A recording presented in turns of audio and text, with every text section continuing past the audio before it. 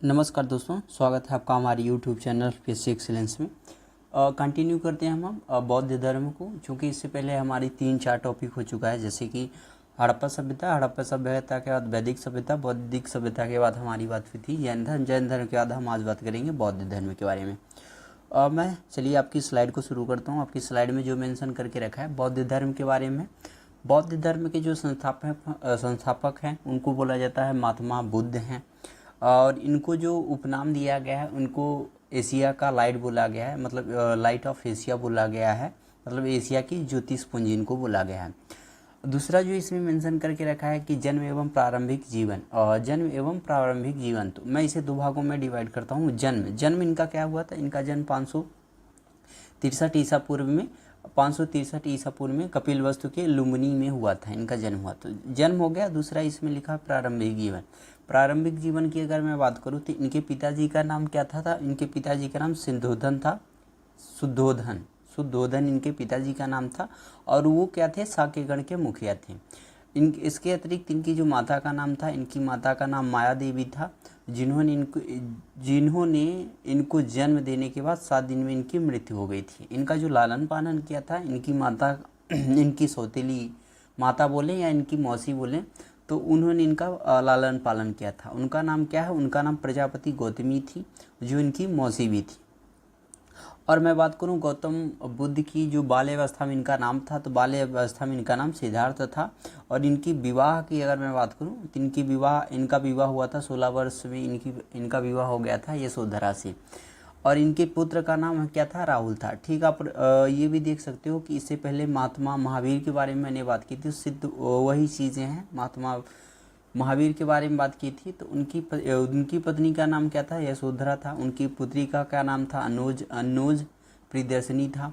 और उनकी माता और पिता का ऑलरेडी मैंने बता के वहाँ पे रखा हुआ है। ठीक है, तो आप देख सकते हो ये मैच करता है वहाँ पे। तो वहाँ पे क्या हुआ था, पार्श्वनाथ ने 4 सिद्धांत दिया था, और इन्होंने 4 सिद्धांत इन्होंने भी दिया है, पर इन्होंने बौद्ध धर्म ग्रहण करने से पहले या बुद्ध नाम जानने से पहले इन्होंने 4 ऐसे दृश्य देखे थे। आपकी स्लाइड में 3 ही दृश्य हैं, यहाँ पे एक दृश्य पीछे मेंशन करके है। तीनों ने 3 दृश्य देखा था। 3 दृश्य देखने के बाद इनका जो माइंड में चेंजेस आया था कि हमको ये ज्ञान की प्राप्ति करनी है, तो वो 4 दृश्य आपके सामने लिखा हुआ है। पहला इन्होंने देखा, एक बूढ़ा व्यक्ति देखा था। दूसरा इन्होंने देखा था, एक बीमार व्यक्ति देखा था। और तीसरा इन्होंने एक व्यक्ति देखा था जिससे सन्यासी बोला जाता है। खैर इस स्लाइड में है नहीं, नेक्स्ट स्लाइड में वो शायद आपको मिले। इस स्लाइड में शायद मैंने नहीं मेंशन करके रखा है, तो आप देख सकते हो कि 4 व्यक्तियों के देखने के बाद इनको बौद्ध धर्म के बारे में बौद्ध धर्म नहीं बोल सकते, बुद्ध बनने के लिए प्रेरणा मिली थी। ठीक है ना। शुरू में इनका जो नाम था वो आपको देखने को मिलेगा सिद्धार्थ था। बुद्ध इनको ज्ञान प्राप्ति के बाद होगा। तो खैर मैं आपकी स्लाइड को पढ़ के दिखा देता हूँ। आपकी स्लाइड में लिखा हुआ बौद्ध धर्म, इसके संस्थापक कहे थे, संस्थापक गौतम बुद्ध थे, जिनका बचपन का नाम सिद्धार्थ था। उपाधि इनको बोला गया था, उपाधि इनको है एशिया की ज्योतिष पुंज बोला जाता है, लाइट ऑफ एशिया बोला जाता है। जन्म एवं प्रारंभिक जीवन, तो जन्म और प्रारंभिक जीवन को आप अंतर कर लो। जन्म का क्या मतलब होता है, इनका जन्म 563 ईसा पूर्व में इनका जन्म हुआ था। इनकी मृत्यु 483 में होगी, पर 563 ईसा पूर्व में इनका जन्म हुआ था।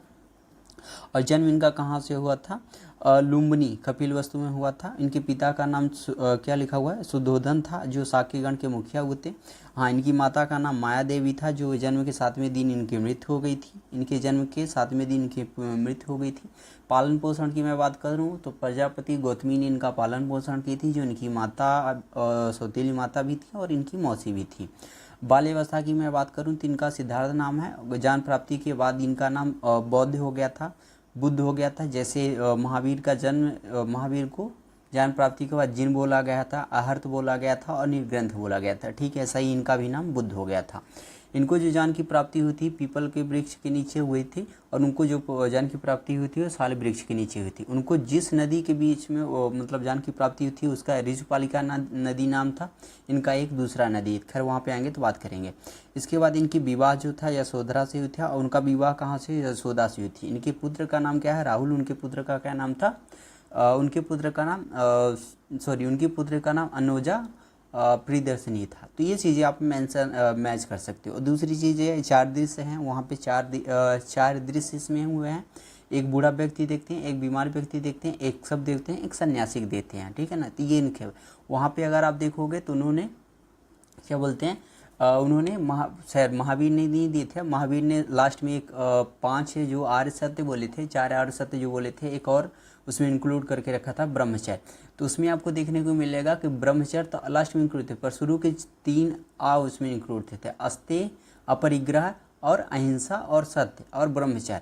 तो और यहाँ इन्होंने भी यही चीज़ें इसे मेंशन करके रखा है, वो आपकी लास्ट स्लाइड में देखने को मिला। तो ये मैंने आपको स्लाइड पढ़ के बता दिया है, तो आप देख सकते हो। अब दूसरी चीज़ आप देखोगे, ये सॉरी मैं थोड़ा सा संन्यास को यहाँ पे ले आके रख दिया है, तो ये थोड़ा सा गलत है। हाँ, आपकी स्लाइड में जो लिखा होगा उसे आप देख लेना, मैं बता देता हूँ मुझे जो चीज़ें याद है। जैसे मैं बात करूँ, इनको क्या हुआ था, 29 वर्ष की आयु में इन्होंने क्या हुआ, इन घटनाओं के देखने के बाद 29 वर्ष की आयु में इन्होंने क्या होता, गृह त्याग किया था। गृह जो त्याग किया था उसे बौद्ध धर्म को बोला जाता है महाविनिष्क्रमण बोला जाता है, ठीक है ना। बट महात्मा बुद्ध थे 29 वर्ष में गृह त्याग किए थे महात्मा बुद्ध। और महावीर ने 30 वर्ष में गृह त्याग किए थे। और इससे पहले जो पार्श्वनाथ थे वो भी 30 वर्ष में गृह त्याग किए थे, पर इनके गृह त्याग को निष्क्रमण बोला जाता है, ये आपको याद रखना चाहिए। और भी चीज़ें अगर आपको डाटा याद है तो आप एक दूसरे से इसे को रिलेट कर सकते हो, ठीक है ना।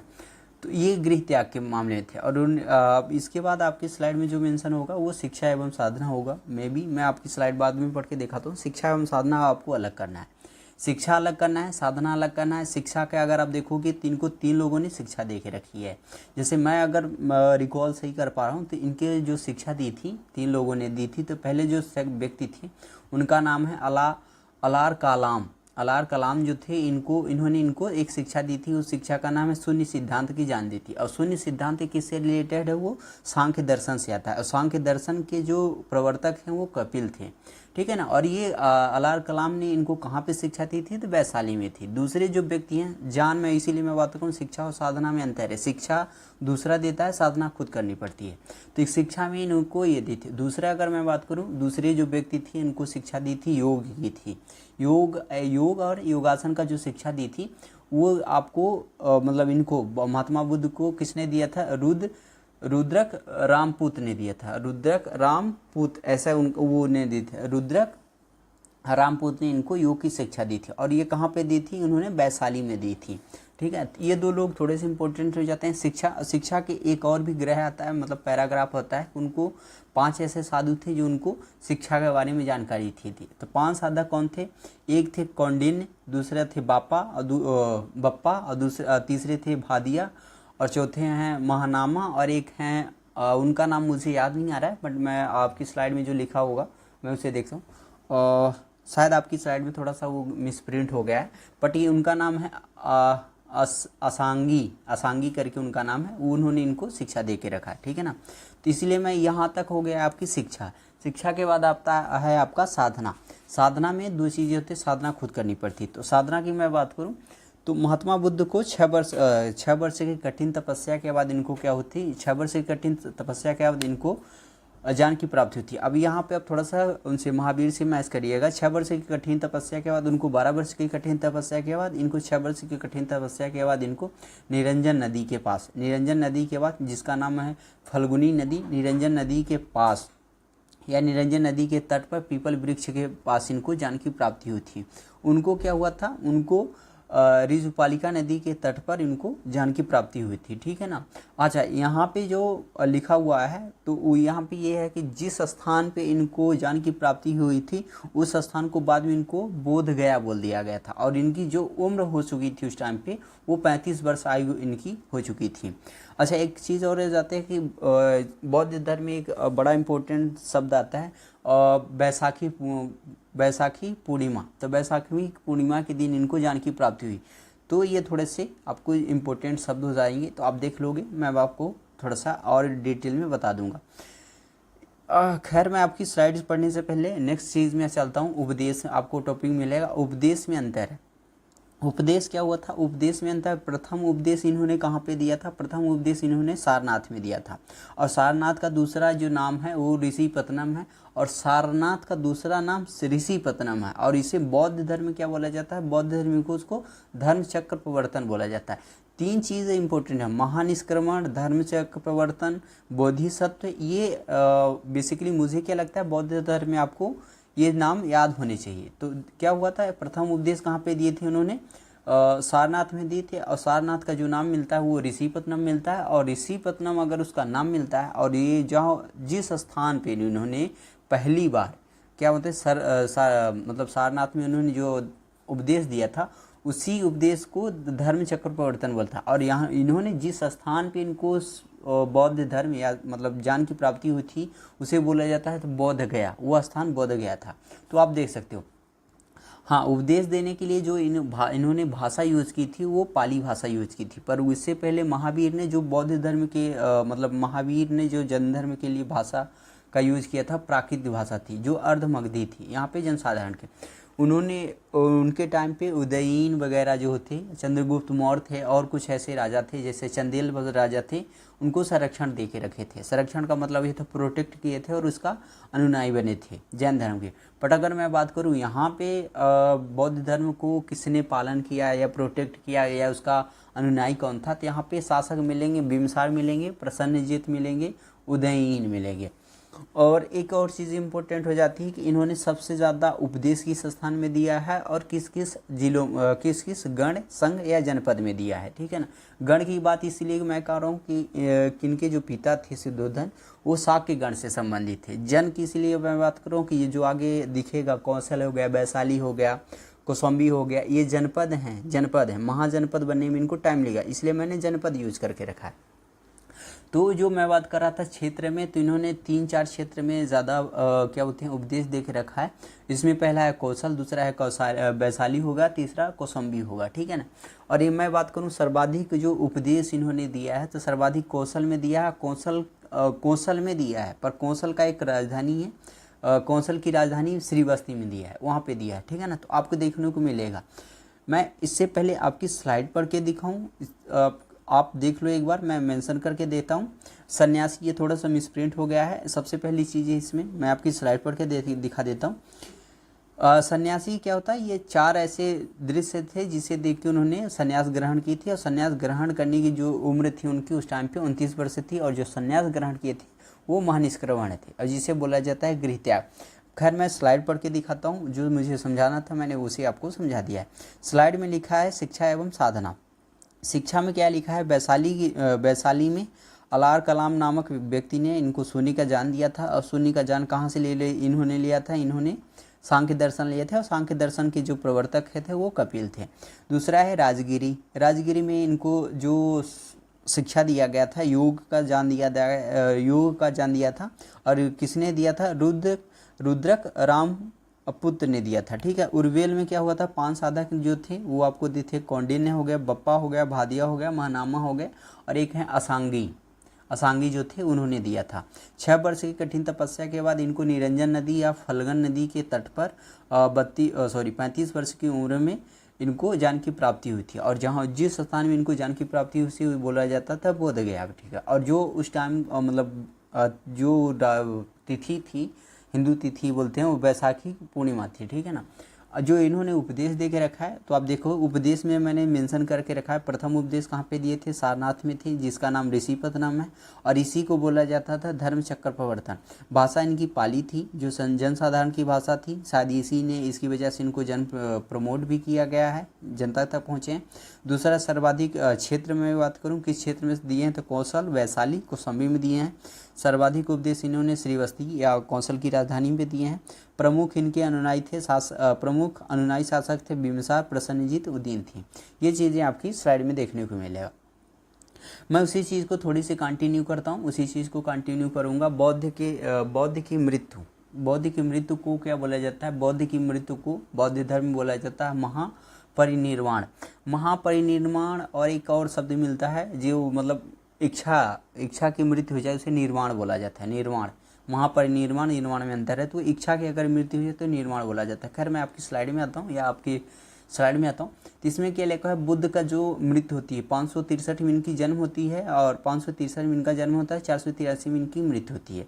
और जो 483 में इनकी मृत्यु को महापरिनिर्वाण बोला जाता है। और इनकी मृत्यु कहाँ से होती है, उत्तर प्रदेश के देवरी में, उत्तर प्रदेश के देवरी में कुशीनारा नामक स्थान पर इनकी मृत्यु होती है। और इनकी मृत्यु का जो टाइम पीरियड है वो 80 साल है, 80 साल है। और इनकी मृत्यु का कारण लिखा हुआ है चंद द्वारा अर्जित भोजन के द्वारा, चुंद द्वारा अर्पित भोजन के कारण इनकी मृत्यु हुई। और एक चीज़ मैं एक चीज़ और कंफर्म कर दूं आपको, जो इनके जन्म और मृत्यु के बारे में जो एविडेंस हमको मिले हैं, साक्ष्य मिले हैं, वो भारतीय अभिलेख के पास नहीं है। ये जन्म एवं मृत्यु की तिथि जो है ये चीन परंपरा के कैंटोन अभिलेख से निश्चित किया गया। और चीन परंपरा के कैंटोन अभिलेख का मतलब ये होता है कि वहाँ के जो बौद्ध भिक्षु थे उन्होंने इनकी काल गणना करना शुरू कर दी थी, जिस वजह से हमको अनुमान लगा कि हाँ ये चीज़ें इतनी टाइम पे हुई है। तो मैं जो जन्म तिथि और मृत्यु बता रहा हूँ वो वहाँ उस अभिलेख कैंटोन अभिलेख के साक्ष्य पर मैं बात कर रहा हूँ, ठीक है ना। ये चीज़ें आपको देखने को मिलेगी। इसके अतिरिक्त तो मैंने जो मेंशन करके रखा है वो आप देख सकते हो। मैंने मेंशन करके रखा है मृत्यु के उपरांत क्या हुआ है, मृत्यु के उपरांत इसमें लिखा हुआ है इस घटना को महापरिनिर्वाण कहा गया है। मल्लू ने सम्मानपूर्वक इनका अंत्येष्टि किया था और शरीर के 8 अवशेष हैं उनको 8 स्थानों पर मतलब 8 स्थानों पर शरीर के बचे हुए अवशेषों को 8 भागों में डिवाइड किया गया था और 8 स्थान पर ये बौद्ध स्तूप बनाए गए थे। ये मैंने मेंशन करके रखा। अच्छा, महात्मा बुद्ध से संबंधित जो प्रतीक चिन्ह है वो आपको देखने पड़ेगा। वहाँ पे प्रतीक चिन्ह थे, जैसे मैं बात करूँ पार्श्वनाथ के प्रतीक चिन्ह का था, पार्श्वनाथ के, तो पार्श्वनाथ कौन से 30वें नंबर पर थे, तो उनका क्या था, शंख था क्या था, वो आप थोड़ा सा देख लेना, शंख है। फिर उसके बाद महावीर है, महावीर का क्या था, शेर था या कुछ और था, वो आपको देखना पड़ेगा। ऋषभ देव थे तो उनका क्या चिन्ह था, वो बैल था कि क्या था, वो आपको देखना होगा।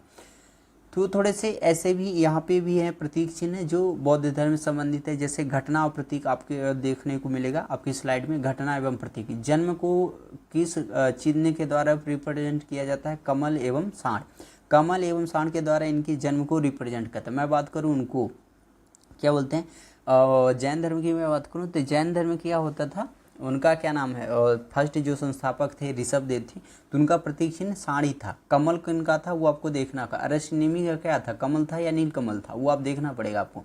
गृह त्याग को यहाँ पे घोड़ा दिखाया गया, वहाँ पे कौन घोड़ा किसका था वो आपको देखना पड़ेगा। ज्ञान की जो प्राप्ति हुई थी इनको कहाँ पे हुई, पीपल के वृक्ष में हुई थी या बोध वृक्ष में हुई थी, पर उनको कहाँ पे हुई थी, साल वृक्ष में हुई थी। प्रथम उपदेश इन्होंने कहाँ पे दिया था, प्रथम उपदेश को धर्म चक्र बोला जाता है। इनके प्रथम उपदेश को धर्म चक्र में बोला जाता है, बट उनके ठीक है यहाँ पे धर्म चक्र उन्होंने उनका पहला जो वो था अनुयायी था, तो उनका खुद का दामाद था, उनका नाम क्या है वो आपको देखना पड़ेगा, जामाली करके उनका नाम था, ठीक है ना। चंपा जो उनको प्रथम बौद्ध भिक्षुणी मतलब जैन भिक्षुणी बनी थी, ठीक, वो आपको निर्माण को स्तूप है, अमृत को पद चिन्ह बोला गया है, ठीक है ना। ये कुछ ऐसे चिन्ह हैं जो आपको देखने को मिलेगा। तो आप थोड़ा सा कनेक्ट करने का प्रयास करो जैन धर्म को बौद्ध धर्म से, तभी आपको आसानी से समझ में आएगा। बौद्ध धर्म से संबंधित, खैर मैं आपकी स्लाइड पढ़ के दिखा देता हूँ। बौद्ध से संबंधित जो प्रतीक हैं उसमें लिखा हुआ है घटना और प्रतीक। जन्म को क्या रिप्रेजेंट, किस प्रतीक के द्वारा रिप्रेजेंट किया है, कमल एवं सांड के द्वारा।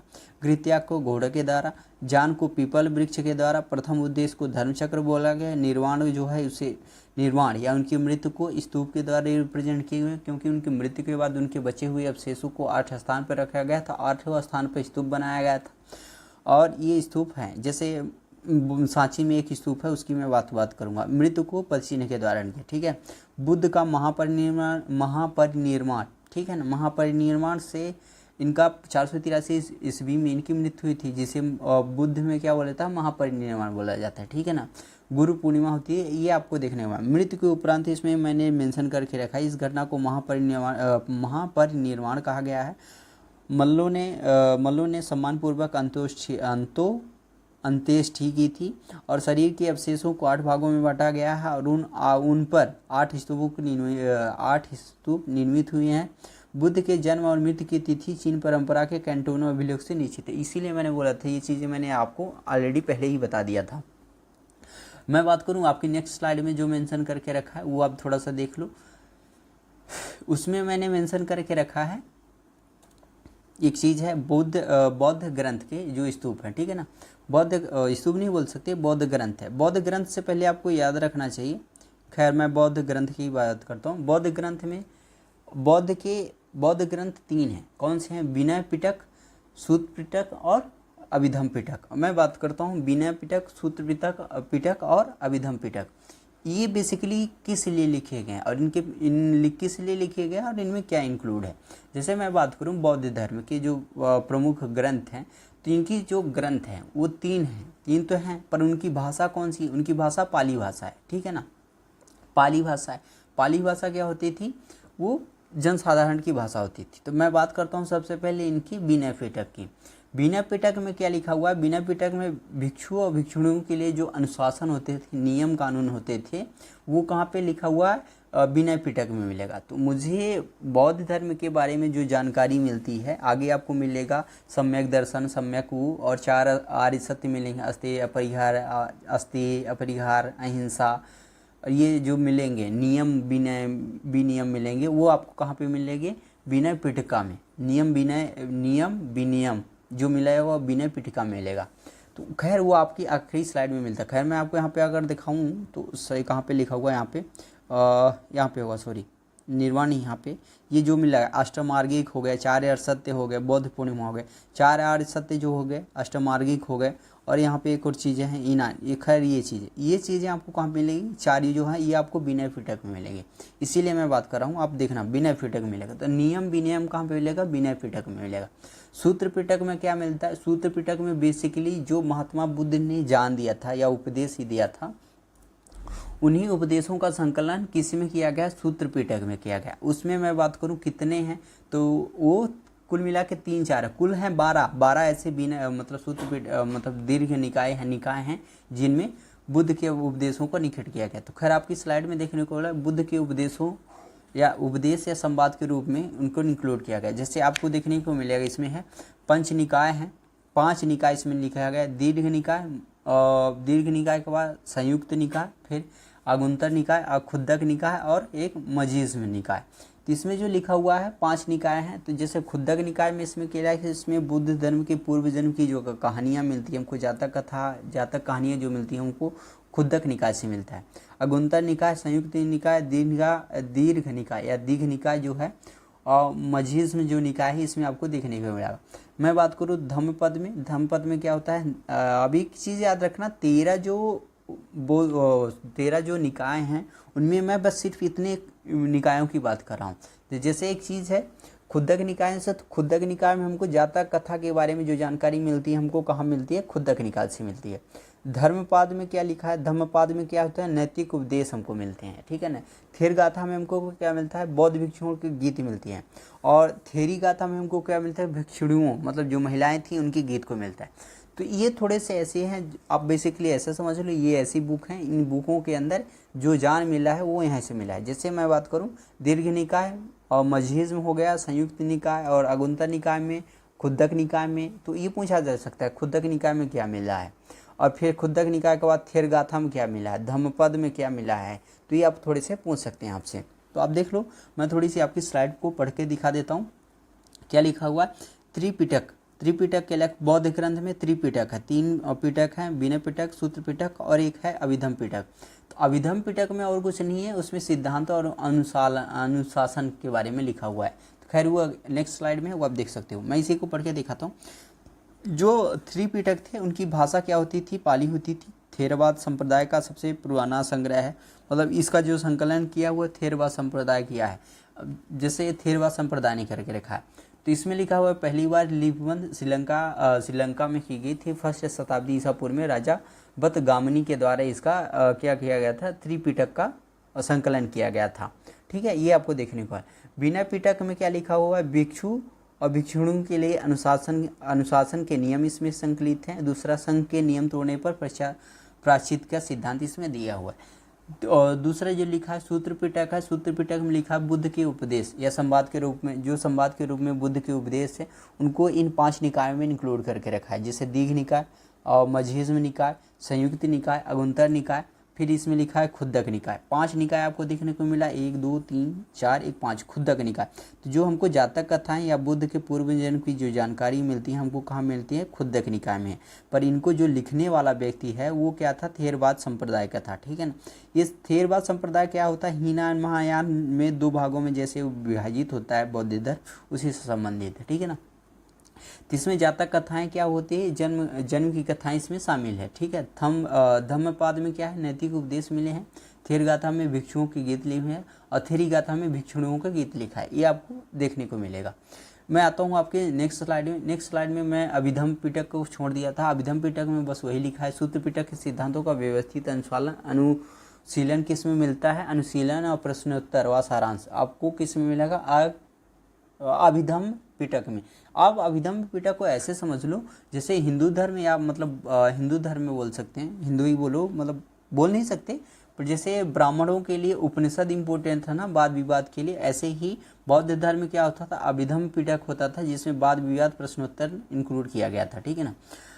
मैं बात करूं इसके बाद आपका आता है बौद्ध धर्म के, जो बौद्ध धर्म की प्रमुख विशेषता, इनकी थोड़ी सी विशेषता ये हो जाती है कि वहाँ पे भी क्या होता था, ईश्वर को जैन धर्म भी नहीं मानता था, ठीक है। पर उन्होंने कर्मवाद को माना है, कर्मवाद को माना है, आत्मा को माना है, पुनर्जन्म को माना है। पर इन्होंने क्या किया है, ईश्वर और आत्मा दोनों को निकाल के रखा है, पुनर्जन्म को इन्होंने मान के रखा है, तो पुनर्जन्म को इन्होंने मान के रखा है। और इन्होंने क्या लिखा है कि वहाँ पे क्या हुआ था कि वहाँ पे सांख्य दर्शन से एक चीज़ उन्होंने लिया था, मोक्ष।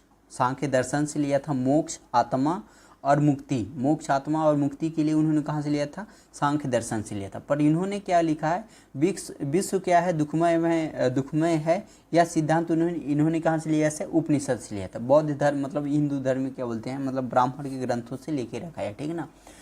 और इन्होंने क्या करके रखा है, निर्वाण। इन्होंने एक शब्द दिया है निर्वाण, मतलब आपकी इच्छा की मृत्यु या तृष्णा की मृत्यु, तृष्णा की समाप्ति को इन्होंने क्या बोलता है, निर्वाण बोला गया है, निर्वाण बोला गया है, ठीक है ना। तो आपको देखने को मिलेगा। तो बौद्ध धर्म की जो प्रमुख विशेषता है, अनिश्वरवादी है, ईश्वर को नहीं मानते। दूसरा अनात्मावादी है, मतलब आत्मा को नहीं मानते। तीसरा पुनर्जन्म को मानते हैं। चौथा यह है निर्वाण। इसमें निर्वाण में क्या होता है, निर्वाण में क्या होता है, आपकी इच्छा है, तृष्णा की मृत्यु हो जाना ही निर्वाण कहलाता है। और इन्होंने क्या बोला है कि विश्व दुखमय में, और ये वाक्य कहाँ पे लिया गया, उपनिषद से लिया गया। और इसीलिए मैं बोलता हूँ इससे पहले उन्होंने जो सांख्य दर्शन से लेके रखा है वो थोड़ा सा आपको तुलना करना चाहिए मेरे हिसाब से। इसके बाद आपके स्लाइड में जो मेंशन होगा वो क्या लिखा हुआ है, संघ एवं अनुनायी लिखा होगा। वही है, संघ एवं अनुनायी है। ये 2 चीज़ें आपको डिवाइड कर लेना चाहिए, संघ एवं अनुनायी। संघ का क्या मतलब होता है, संघ का मतलब होता है अगर बौद्ध धर्म का जो प्रचार प्रसार करने के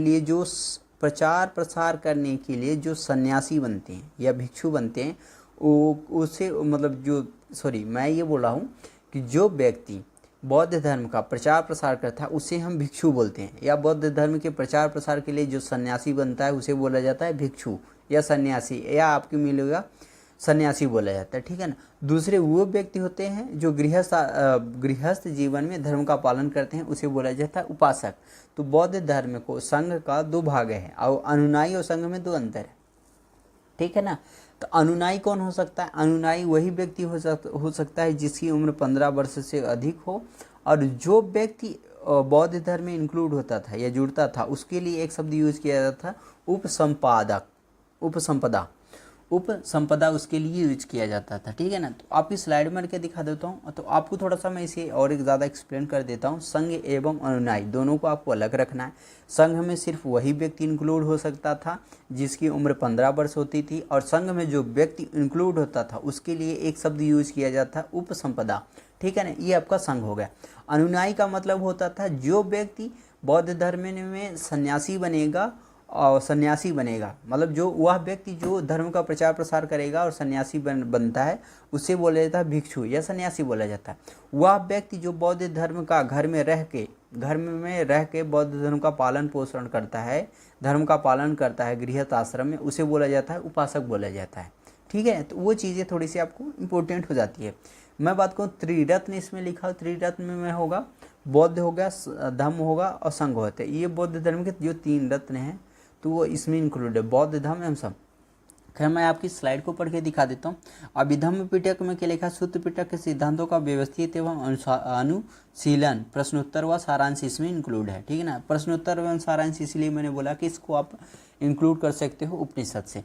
दूसरा है बौद्ध धर्म की विशेषता क्या है, अनिश्वरवादी, ईश्वर की सत्ता को अस्वीकार करते हैं इन्होंने।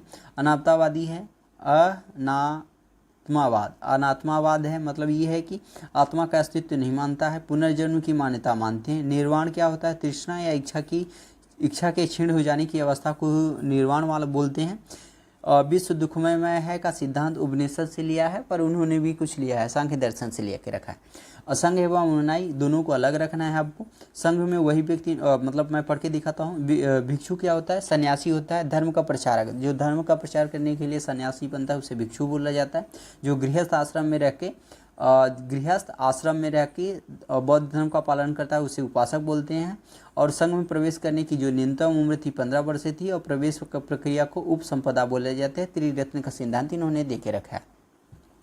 इससे पहले मैं बात करूं बौद्ध धर्म की संगीतियों का विभाजन, संगीतियों के बाद का विभाजन। तो इससे पहले आप देख सकते हो बौद्ध धर्म की जो 4 संगतियां होती है या बैठक होती है उसे आप देखो।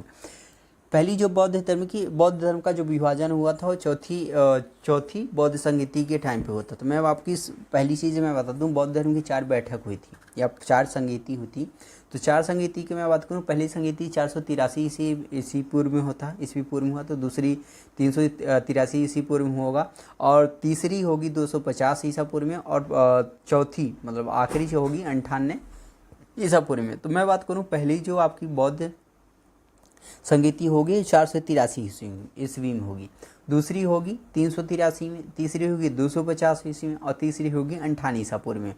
पहली जो आपकी बौद्ध संगीति होगी 483 ईस्वी पूर्व में, इसकी अध्यक्षता कौन करेगा, महाकश्यप करेंगे। और इसके जो प्रवर्तक या शासक होंगे उस टाइम पे जो शासक रहेंगे वो अजातशत्रु रहे हैं, ठीक है ना। और इसके स्थान की मैं बात करूँ तो राजगिरी में है। तो पहली चीज़। दूसरी चीज़ है 250 मतलब 383 ईसा पूर्व में दूसरी बौद्ध संगीति होती है, और इसके जो प्रवर्तक होते हैं इस टाइम पे जो शासक होते हैं वो कालाशोक होते हैं, ठीक है ना, कालाशोक। और इसके जो वो होते हैं क्या होता है, अध्यक्षता करते हैं सब कामी थे। तो आपकी स्लाइड को ऐसे भी आप स्लाइड देखो, मैं पढ़ के बता देता हूँ। पहली जो बौद्ध संगीति हुई थी वो क्यों थी 483 ईस्वी में। इस टाइम पे जो शासक थे वो अजातशत्रु थे। इसकी जो अध्यक्षता की थी महाकश्यप ने की थी, और ये कहाँ पे थे, राजगिरी में थे। दूसरी जो हुई थी वो दूसरी बौद्ध संगीति कहाँ हुई थी, 383 में हुई थी, वैशाली में हुई थी। इसके जो प्रवर्तक थे या उस टाइम पे जो शासक थे वो कालाशोक थे। तीसरी जो होती 250 में हुई। इस टाइम पे जो शासक थे अशोक थे, और इसकी इस टाइम पे जो अध्यक्षता की थी वो मोगलीपुत्र थे, और ये जहाँ पे हुआ था वो पाटिलपुत्र हुआ था। चौथी और अंतिम बौद्ध संगीति कहाँ हुई थी, 98 ईसा पूर्व में हुई थी। कहाँ पे हुई थी, जम्मू कश्मीर में हुई थी। जम्मू कश्मीर के कुंडलबल में हुआ था। उस टाइम पे जो शासक थे वो क्या थे, कनिष्क थे, और इसकी जो अध्यक्षता थी वसुमित्र ने की थी। तो मैं बात करूं पहली जो स्लाइड रेखा है, पहला जो बौद्ध संगीति लिखा है 483 ईसा पूर्व में, 483 ईसा पूर्व में अजातशत्रु की अध्यक्षता में, जो मतलब अध्यक्षता में नहीं बोल सकते, अजातशत्रु के शासनकाल में हुआ था। इस टाइम पे क्या हुआ था, इस टाइम पे बौद्ध धर्म के जो त्रिपिटक थे उसको लिखा गया था। त्रिपिटक की मैं बात कर रहा हूँ तो त्रिपिटक में वही चीज़ें आती हैं। त्रिपिटक में कौन से आते हैं, विनय पिटक, सूत्र पिटक, अभिधम्म पिटक, इनका क्या किया था, संकलन किया जाता। इसमें कौन से टाइम पीरियड में, अजातशत्रु के काल में, महाकश्यप की अध्यक्षता में, और राजगृह स्थान में, और 483 ईसा पूर्व में। अब मैं दूसरी चीज़ में बात कर रहा हूँ। दूसरी चीज़ है 383 ईसा पूर्व में कालाशोक के शासन में, और सबकामी की अध्यक्षता में, और वैशाली स्थान पे। इस टाइम पे क्या होता है, भिक्षुओं के आचार विचार में मतभेद होने से ये स्थिरवाद और महासंघक साधुओं में इनका विभाजन हो गया था। तो आपको थोड़ा देखने को मिलेगा। इसके बाद 250 में इस टाइम पे जो शासक हैं अशोक हैं। स्थान की मैं बात करूँ तो पाटिलपुत्र है, और जो पाटिलपुत्र है, और इसकी जो अध्यक्षता करेंगे मोगलीपुत्र करेंगे, ठीक है ना, मोगलीपुत्र है, मोगलीपुत्र से किए थे, ठीक है ना। तो इसमें क्या है, अभिधम्म पिटक का संकलन किया गया। अभिधम्म पिटक क्या होता है, अभिधम्म पिटक का इसीलिए मैंने बता के रखा है। अभिधम्म पिटक में होता है प्रश्नोत्तर होता है, संकलन होता है, प्रश्नोत्तर का संकलन होता है, वाद विवाद होता है, आप उपनिषद से इसका वर्णन कर सकते हो, ठीक है ना। और क्या होता है, इसी टाइम पे धर्म को जो बौद्ध धर्म का उसका प्रचार प्रसार किया गया था मध्य एशिया के समथिंग। श्रीलंका हो गया, श्रीलंका के बाद इंडोनेशिया, कंबोडिया, थाईलैंड, यहाँ पे इसका प्रचार किया गया था। और इसके बाद है आखिरी और इम्पोर्टेंट है 58 ईसा पूर्व में स्थान कुंडलवन में, जम्मू कश्मीर में। शासक की मैं बात करूँ तो वो कनिष्क थे, और मैं बात करूँ अध्यक्षता कैसे कौन की थी तो वसुमित्र ने की थी। इसी टाइम पे बौद्ध धर्म का दो भागों में विभाजन हुआ, हीनयान और महायान में विभाजन हुआ था, ठीक है ना। तो वो जो संस्कृत भाषा का विकास हुआ, तो आपकी स्लाइड में एक बार मैं आपकी स्लाइड पढ़ के दिखाता हूँ। क्रम हो गया, समय हो गया, स्थान हो गया, अध्यक्ष हो गया, शासक हो गया, प्रमुख विशेषता हो गई। प्रथम संगीति 483 ईसा पूर्व में राजगृह में हुआ था। अध्यक्षता महाकश्यप ने की थी। जो शासक थे अजातशत्रु थे। और इसमें प्रमुख विशेषता क्या होती है, त्रिपिटक का संकलन प्रारंभ होता है। उपदेश में क्या होता है, उपदेश सूत्र पिटक मिलता है। संघ एवं नियम, संघ का नियम विनियम का मिलता है, विनय पिटक का मिलता है, वो का संकलन किया गया। द्वितीय संगीति कहाँ से 383 ईस्वी पूर्व में वैशाली में। राजा का नाम है कालासुक, और सबकामी इस टाइम पे अध्यक्षता की। भिक्षुओं के आचार विचार में मतभेद यहाँ से। स्थिरवाद और महासंघ की शाखाओं में इनका विभाजन हुआ था। स्थिरवाद वहाँ पे भी होता, दिगंबर और श्वेतांबर में थोड़ा सा मतभेद हुआ था वहाँ पे भी। तीसरा 250 ईसा पूर्व में इसके जो शासक थे वो अशोक था। स्थान की पाटिल पुत्र थे, और इसकी अध्यक्षता थी मोगलीपुत्र तिस्स ने की थी। हाँ, यहाँ पे क्या हुआ था, अभिधम पिटक का संकलन किया था। बौद्ध धर्म का विदेशों में प्रचार हुआ था, जैसे श्रीलंका, कंबोडिया, इंडोनेशिया, तिब्बत, यहाँ पे इनका प्रचार हुआ था। चौथी जो बौद्ध संगीति थी वो कहाँ हुआ था, टाइम की मैं बात करूँ तो 98 पे, और समय की टाइम 98। स्थान की बात करूँ जम्मू कश्मीर के कुंडलवन में। शासक की मैं बात करूँ तो कनिष्क था, और अध्यक्ष की मैं बात करूँ तो वसुमित्र थे, ठीक है ना। इस टाइम पे क्या हुआ था, बौद्ध धर्म दो भागों में, हीनयान महायान में डिवाइड हुआ था। अब आप इस स्लाइड में आ जाओ। इस स्लाइड में सिर्फ क्या लिखा है, चतुर्थ बौद्ध संगीति के बाद विभाजन।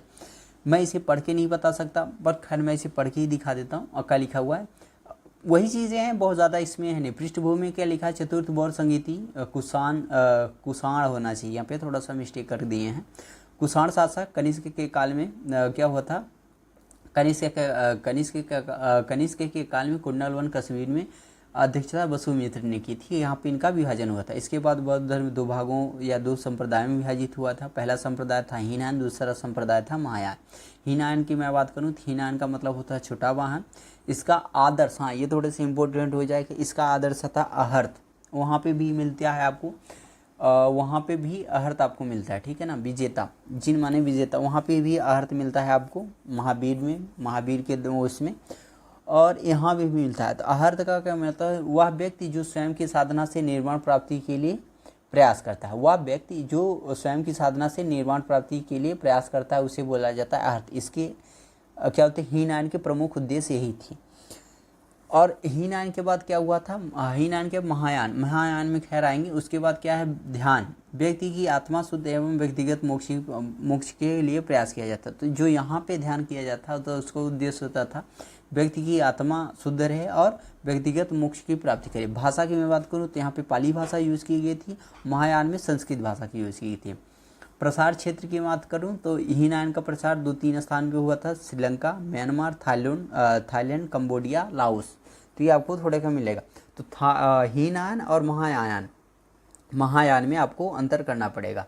तो मैं यहाँ पे बात करूँ तो महायान का मतलब होता है बड़ा वाहन, और महायान का जो प्रमुख मोटो था वो क्या था, बोधिसत्व। बोधिसत्व का मतलब होता है अपनी मोक्ष प्राप्ति को रोके दूसरे के लिए निर्माण करना। तो मैं आपकी स्लाइड को पढ़ के दिखाता हूँ। आदर्श इनका क्या था, बोधिसत्व था, जो स्वयं के निर्माण को स्थगित कर दूसरे के कल्याण हित कार्य करते थे। मेडिटेशन करने का इनका जो उद्देश्य था वो सामूहिक कल्याण एवं करुणा का था। इन्होंने जो भाषा यूज करके रखी थी, इन्होंने संस्कृत भाषा की थी, उन्होंने पाली भाषा यूज की। उनके ध्यान का जो मेन मोटो था वो व्यक्तिगत निर्माण के लिए था।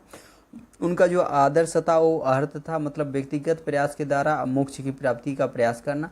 और इनका जो मेन मोटो था वो बोधिसत्व था, और जो स्वयं के निर्माण की स्थगित करके दूसरे के कल्याण के लिए इन्होंने प्रयास करके रखा है।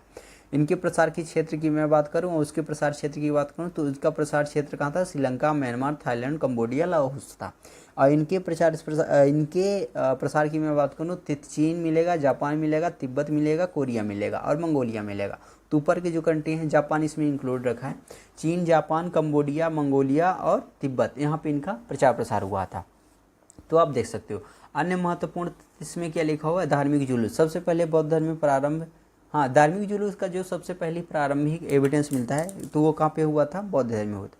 सबसे पवित्र पर्व क्या था, बैसाखी पूर्णिमा। तो बैसाखी पूर्णिमा का मतलब होता है बुद्ध का जन्म, जान और महापरिनिर्वाण, तीनों घटनाएं इसी दिन में होती है। तो ये थोड़े से महत्वपूर्ण इंपॉर्टेंट है। बुद्ध पूर्णिमा क्या बोलते हैं, बुद्ध पूर्णिमा या सॉरी की बैसाखी पूर्णिमा का महत्व इसलिए है क्योंकि महात्मा बुद्ध का जन्म, जान और इस जहां को छोड़ के उन्होंने इसी दिन गया था, इसीलिए बुद्ध पूर्णिमा इनका महत्वपूर्ण हो जाता है। मैं नेक्स्ट स्लाइड में आता हूँ। नेक्स्ट स्लाइड में मैंने वही चीज़ें मेंशन कर रखी है, बौद्ध धर्म के प्रमुख सिद्धांत विशेषता। इसमें भी वही लिखा है बुद्ध पूर्णिमा का महत्व क्यों है। बुद्ध पूर्णिमा का महत्व इसलिए है क्योंकि जन्म, जान और जन संसार को छोड़ के इसी दिन उन्होंने गया था। महात्मा महावीर बुद्ध, मतलब बुद्ध ने इसी दिन की, इसलिए इसको बोला जाता है। और महापरिणाम, तीनों घटनाएं इसी दिन होते हैं। हाँ, इन्होंने 4 जो आर्य सत्य दिए थे वो वही चीज़ है जो वहाँ पे सत्य दिए थे, वही चीज़ यहाँ पे भी है। दुख, संसार दुखमय है। दुख जो है मतलब दुख क्या है, संसार दुखमय है, ये उपनिषद से लिया है। दुखी समुदाय, दुख का मूल कारण तृष्णा है। तृष्णा का मतलब होता है आपका इच्छा। इन्होंने ये 4 आर्य सत्य दे के रखा है। दुख समुदाय, दुख निरोधी। तृष्णा के नाश होने पर ही क्या होता है, दुख का निरोध हो जाता है। उसके बाद है दुख निरोधगामिनी प्रतिपाद, दुख से मुक्ति है तो अष्टांगिक मार्ग का पालन। ये थोड़े से अष्टांगिक मार्ग के पालन देके रखा है, तो ये आपको याद रखना पड़ेगा। अष्टांगिक मार्ग की मैं बात करूँ तो इसमें 8 जो मार्ग हैं उसमें था सम्यक ज्ञान, सम्यक दर्शन और सम्यक वाचक, ऐसे उन्होंने दे के रखा है। पर यहाँ पे भी है कुछ 8 अष्टांगिक मार्ग है। अष्टांगिक मार्ग का मतलब होता है सम्यक दृष्टि, सही ज्ञान। दृष्टि का मतलब है श्रद्धा के भाव से किसी व्यक्ति को देखना। सम्यक संकल्प मतलब सही संकल्प। सम्यक वाणी का मतलब होता है सोच विचार कर उचित वाणी बोलना। सम्यक कर्मंत मतलब सही आचरण करना। सही आचरण का मतलब है यम, नियम, प्राणायाम, योग, मेडिटेशन, इनका पालन करना। सम्यक आजीविका का मतलब सही आजीविका करना, मतलब धन का अपने पास अपरिग्रह करना, त्याग करना, स्त्रियों से दूर रहना, ये इनका सम्यक का जीवन था। ठीक है। सम्यक व्यायाम का मतलब है सही प्रयास, व्यायाम, ध्यान, मेडिटेशन आता है। सम्यक स्मृति का मतलब है सही स्मरण, मतलब गरल स्मरण है। फिर सम्यक समाधि है सही स्थान, सम्यक समाधि का मतलब होता है मेडिटेशन। तो ये थोड़े से कुछ हैं सम्यक दृष्टि इसमें इंक्लूड करके रखा है। मैं नेक्स्ट स्लाइड में आता हूँ। निर्वाण के लिए जो शब्द यूज किया गया था, निर्वाण का क्या मतलब होता है वो इसे में थे। तो निर्वाण का क्या मतलब, आपकी तृष्णा या इच्छा की मृत्यु को ही निर्वाण बोला जाता था। ठीक है ना। तो इसमें लिखा हुआ है अर्थ, दीपक का बुझ जाना, जन्म मरण के चक्र से मुक्ति होना, या और परम लक्ष्य है तृष्णा का क्षय होना। तृष्णा माने इच्छा की मृत्यु हो जाना। पुनर्जन्म, इन्होंने पुनर्जन्म को मानना है, पुनर्जन्म को इन्होंने मान के रखा है। देखो, और इसमें मध्य मार्ग लिखा हुआ है। मध्य मार्ग में लिखा है भोग एवं कठोर तपस्या से दोनों से बचने का मार्ग इन्होंने बताया। इसे मध्यमा प्रतिपाद भी कहा गया है। सील की मैं बात करूं, हाँ, सील में थोड़ा सा इम्पोर्टेंट हो जाएगा कि गृहस्थ आश्रम में रहने वाले व्यक्ति को 5 सील होना चाहिए, 5 उसके अंदर सील होना चाहिए। गृहस्थ आश्रम में रहने वाले व्यक्ति को 5 सील होना चाहिए।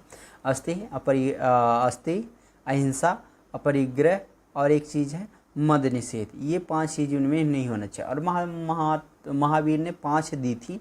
उन्होंने बोला था अहिंसा, सत्य, अस्तेय, अपरिग्रह और ब्रह्मचर्य। और इन्होंने 5 चीज़ दी है, अहिंसा, सत्य, अस्तेय, अपरिग्रह और मद निषेध इन्होंने दिए। भिक्षुओं के लिए उन्होंने 10 सील बताया है। पर गृहस्थ आश्रमों के लिए भिक्षुओं का मतलब इसीलिए मैंने बताया दिया कि भिक्षु वो व्यक्ति होते हैं जो बौद्ध धर्म के प्रचार प्रसार के लिए काम करते हैं, और गृहस्थ या उपासक होते हैं जो घर में रह के बौद्ध धर्म का पालन करते हैं। तो उनके लिए 5 सील बताया गया, पर भिक्षुओं के लिए 10 सील बताया गया। शुरू के जो 5 है वो आपको इंक्लूड करना पड़ेगा। अस्तेय, अपरिग्रह पहले हो गया, अहिंसा दूसरा हो गया, सत्य तीसरा, अस्तेय हो गया, तीसरा अपरिग्रह हो गया, और चौथा 5वां हो गया मद निषेध। इसके बाद 5 और अतिरिक्त हैं भिक्षुओं के लिए। उसमें 5 अतिरिक्त क्या है, असमय भोजन न करना, सुखद बिस्तर पर न लेना, धन का संचय न करना और स्त्रियों से दूर रहना और नित्य गान से दूर रहना, ये इन्होंने इंक्लूड करके रखा है। बौद्ध धर्म की विशेषता इससे पहले भी मैंने बात कर दी और यहाँ भी मैं बात कर रहा हूँ। अनिश्वरवादी थी, जैन धर्म से समानता बनती है इनकी। जातक कथा में बौद्ध धर्म के बारे में पूजन की जानकारी हमको मिलती है और जातक कथा में बौद्ध धर्म के बारे में हमको जातक कथा में हमको बौद्ध धर्म के पूर्वजन की जानकारी मिलती। पर जातक कथा में ये भी बोला जाता है कि नेक्स्ट जो बुद्ध का जो जन्म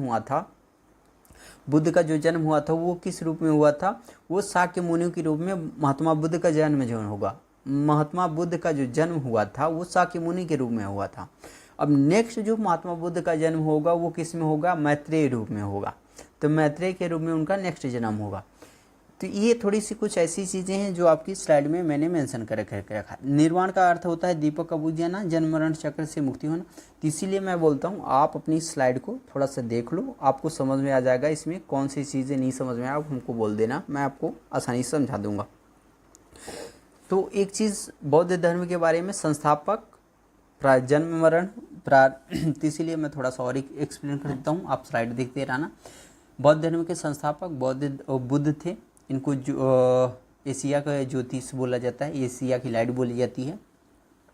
और क्या होता है जन्म एवं प्रारंभिक जीवन, जन्म के और प्रारंभिक जीवन में अंतर मैंने बता दिया है। जन्म लुम्बिनी में हुआ था, कपिलवस्तु में, और 563 ईसा पूर्व में। इनके पिता का नाम सिद्धोधन, ये वगैरह आपको थोड़ा सा देख लेना, आपको समझ में आ जाएगा। इसे मैंने थोड़ा सा एक्सप्लेन करके रखा है।